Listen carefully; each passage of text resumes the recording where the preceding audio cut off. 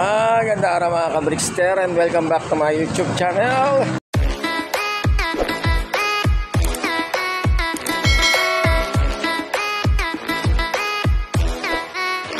Ito at maaga tayo makyat dito sa ating tarima. Yan ang ating kulong at di tayo papaloplay at magbibigay daan tayo sa abangan sharing ngayong araw na to. TDFC at PBCM Pulilan training guys. Nagload tayo kagabi ng 10 warriors natin at meron tayong sinali na isang warrior natin na YB at tinagos natin sa OB and then tag team. Time check 6:44, mga around 7 siguro ang release mga kalapati natin. TDFC, BBCM. Ayan guys, kape muna tayo. And then ayan ang ating pang live show. Yung 5 warriors natin ay tamang pagpag lang dahil load natin sila by Friday at dilipat sila by Sunday. Santiago, Cagayan ang kanilang bibirahin by Sunday. Tingnan natin kung saan naabot ang mga kalapatin natin. Meanwhile, at advance congrats na rin sa mga papala rin sa mga munting patipalak nila Sir Junboy Cabahog at Madam Teresa Ong ng TDFC. At syempre pa shoutout sa aking mga followers, likers, viewers at subscribers. Shoutout sa aking mga pamilya, kaibigan at mga mahal sa buhay. Hindi ko na po isa-isain guys. Loves you all. At maraming salamat pa rin po sa patuloy niyang pagsuporta kay Brickster. Special mention nga pala sa pamilya malapit. Ayan, nakikiramay ako sa buong pamilya malapit. At mayapa na nga po si Ate Baby Marisonia malapit. Nanay nila Maringging. Ayan, nila Maring Pen, nila Joy, nila Kuya Jan.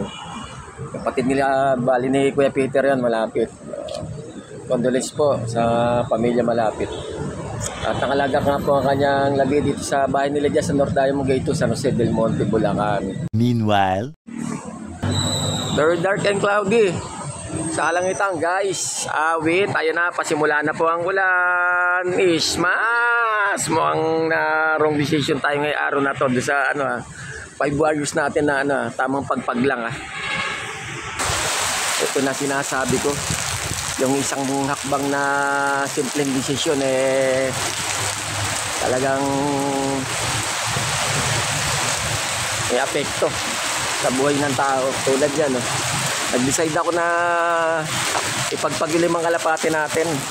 Parang dahil sa Friday iloload natin sila 4K, FPR, BFC, NCC. Second lap release Santiago, Cagayan. Ang problema ito, umulan. a few moments later. Yan, tumila lang. Kung ganito lang, ambon-ambon lang, palagay ko makakawi kalapati natin pag lumakas pa, ala na. Silong sila guys sa mga high tension wire at saka sa mga puno-puno. Ayan, mga matataas na building, bahay. A few moments later. Time check 7:38. Okay, correction. Di pala na-release ng around 7 ng mga kalapati kanina sa Pulilan, Bulacan. 7:30 ni-release mga kalapati. A few moments later. Okay guys, time check 8:07 at nagkamali ako sa aking haka-haka. As of na wala pang nakakapag-clock. Around 8:13 ala na tayong cut-off na. Tignan natin kung paano magiging sistema rulings nila. Kung ibababa ng 600 minimum speed pag wala pa nakapag-clock ng 700 minimum speed o tabla na yung mga palaro sa TDFC. Yung sa patoka palagay ko tuloy yun. Ayan, hala pa sa sama ng panahon doon sa pinag-releasean kanina dahil makulimlim nga yung panahon. Pakahirap ng pahawian. Tapos na as of now yung dalawa pala nakakapag-clock. Majestilo pa tsaka yung isa. Congrats sa inyo mga sir. Tayo wala pa ni isa. Malapit na tayo sa cut-off. Cut-off time natin ay 8:13. Wait. Meanwhile, So meron isa 8:12. Laki pa. Sino kaya ito? Wala na rin. Hindi na rin tayo abot. 8:12 na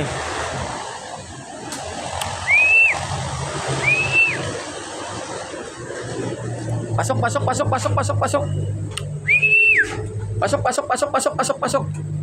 Pasok, pasok. Ba?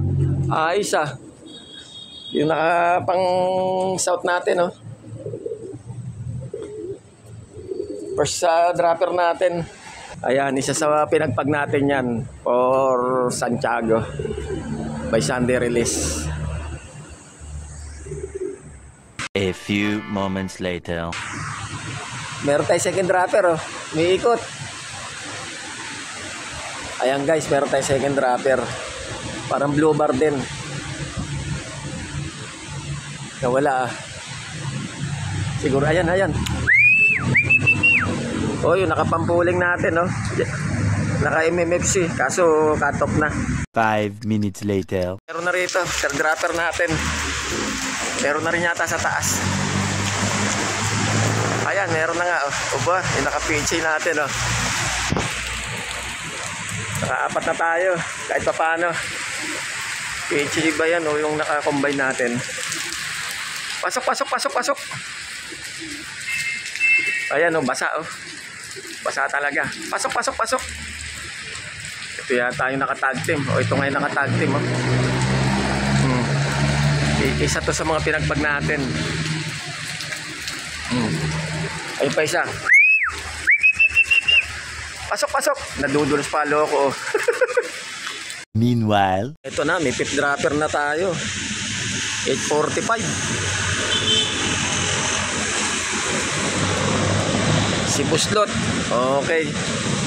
Isa sa mga pinagpag natin nandito na. 5 na lang ang kulang. Ayan na si Buslot. Pasok, pasok, pasok, pasok, pasok.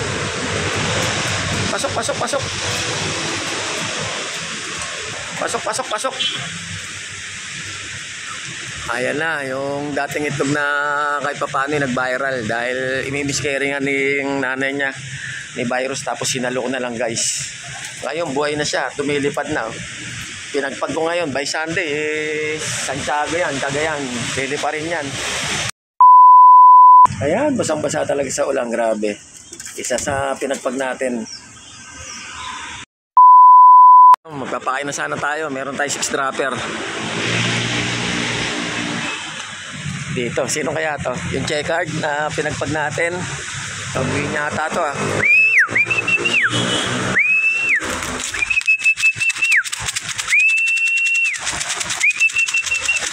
Baba.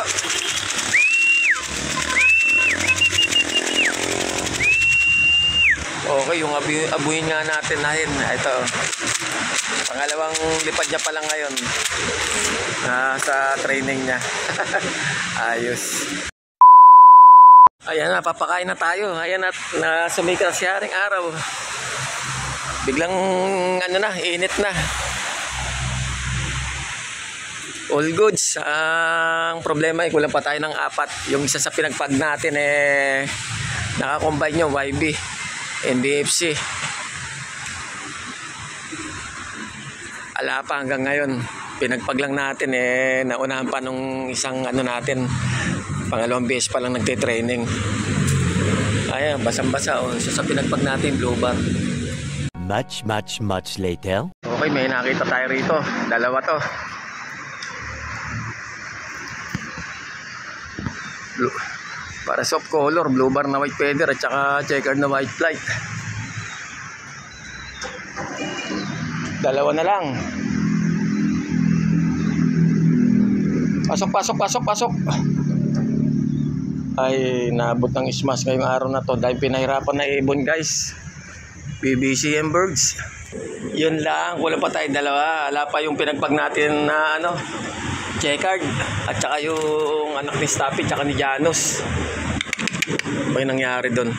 Much later. Okay guys, ito na isang ipinagpag natin sa Pulilan, Bulacan. Nakauwi na yung checkered. At napasin ko rito yung isang kasama niyang ito na. Anak ni Staffy at saka ni Janus. Nakauwi na rin, lalaking bulas mas may dito na konti. Tapos ito kasunod. Ito yung naka-MMFC natin. Tingnan natin kung saan natin lalaro BBC o MMFC. Habol pa natin sa training to ng sa BBCM, DDFC. At ito na ngayon din natin na-load ng Panris 2 dahil 2 flights saka left and right ay nag-mold. sayang, tenga siya ngayon.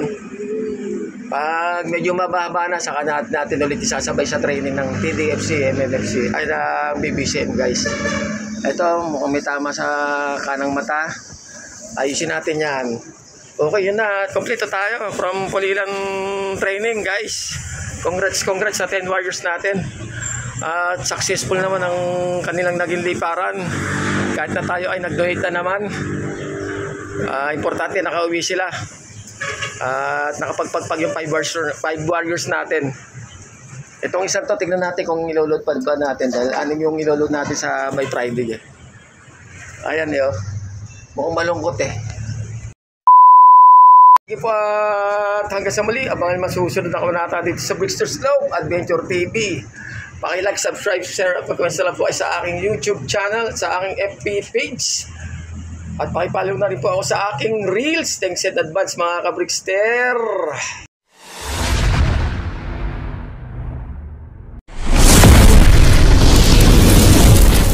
I love it.